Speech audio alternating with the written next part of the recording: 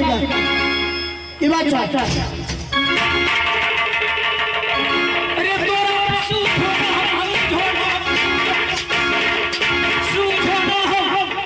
कि ये देश विदेश के नटी रहे वाला गाँव में घूमने वाला नटी ना गली नटी जी तो हम की करियो रे कौन सा राज है अच्छा की बात हमरा राजा से मिले के है हाँ अच्छा राजा के दरवाजा पर मालिक हाँ क्या बात है भाई एगो नटी ना हमरा से मिले जाए बुढ़ारियों में लोग जब ब्याह शादी करे छथि नटी अरे नटी राज उमरिया में हाथ थे ऐसा ऐसा मुसीबत उसको पड़ गया है जो राज उमरिया में वो पाँव डाल दिया है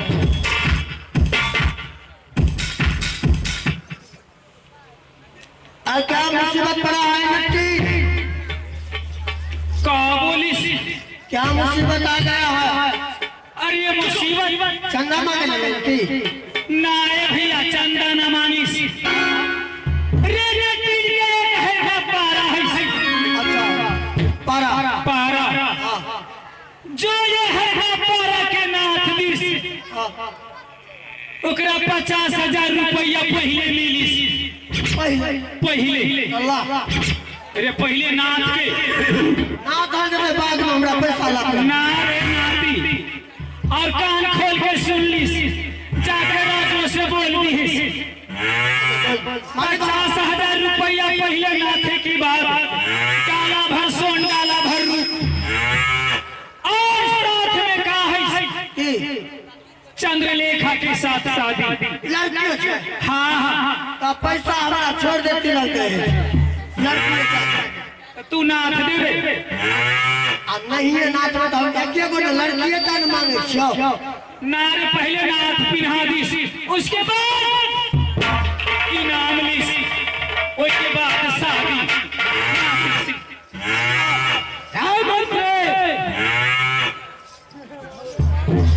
जगह भैंसा बोले छो भैंसा बोल तो क्या करेंगे इन दिन के कहने की जबला बोलो एक मेरा भैंसा है अच्छा बहुत खूंखार है बोलो बोलो आगे बोलो जो उसका नाथ देगा 1 डाला सोन 1 डाला रो 50,000 नगद कैश बुझ गया अच्छा और साथ में एक सुंदर लड़की लड़की को और वो लड़की को खबर जला दो तो ये राज उड़ियलगर है राज उड़ियलगर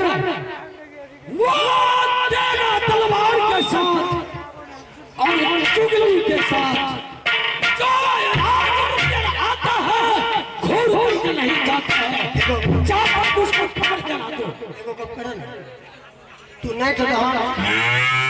नगद कैश तू ले लिया सोना तो है ले लिया लड़की हमें दे दी ठीक है तू बुढ़ारी करवा अल्लाह वो करवा तो फौरे पड़ने लगे हाँ हाँ हम दे दिया ठीक है जा करके उसको खबर जला दो बोलो भैया माहिल सरदार का जो हम नहीं का तोरे माहिल सरदार नाथ दी हो ते नाथ दे भैंसा के हम कैसे खून खार छे बुढ़ारी में टांग हाथ टूट जाता है उम्र में हड्डी टूटता तो जीवन रहता हमारे वो हड्डी गुड्डी से कोई दरकार नहीं है ये राज उड़ियलगढ़ के नाम ऊंचा बनाने ऊंचा क्या करो अपना भैंसा दे कितना हिम्मत है खोल दी भैंसा खोल दी खोल दो आगे हो जो काली गे खबर ये वाली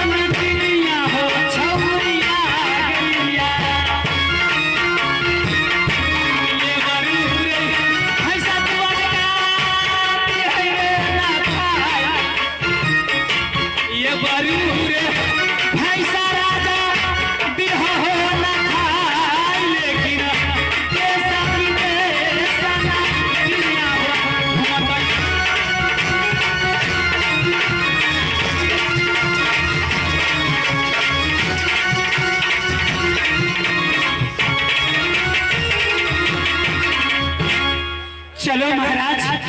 मैंने अपने भैंसा दांत खोल दिए हैं, तैयार हो जाओ। खोल दो तू अपना भैंसा को। चलो तैयार हो जाओ।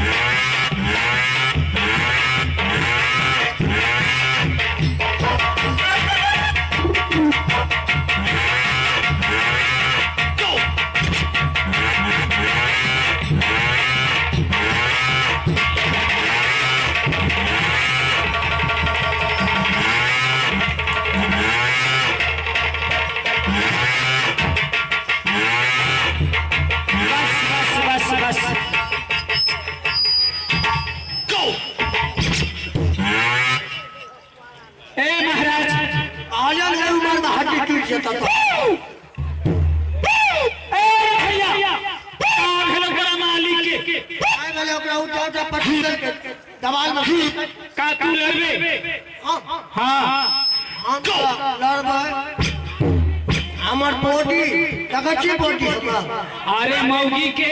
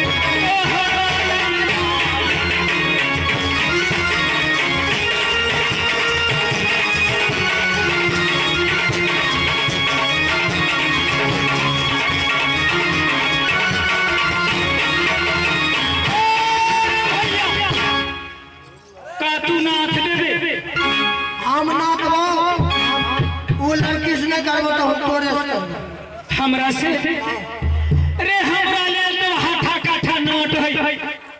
छत की लागले दुनु बाप वो तो तोरो गार में हाथ में के पटक दी हो। दुनु बाप रहबे, दोनों बाप पुत्र रहबे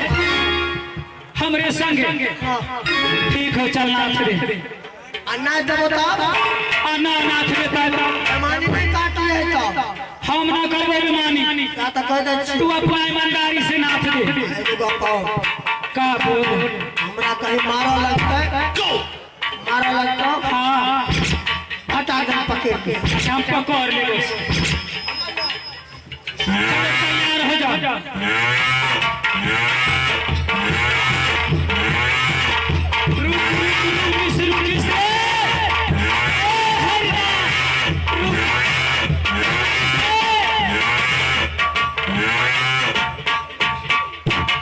का भेल माई तोहर दूध में झेल को तू न दे तू न दे ला हम ही नाथ देबो। अरे मालिक ने सब बहाना छोड़ो, तुमको नथवाना है। हाँ नथवाना है मालिक। यहाँ से राज दिल्ली घर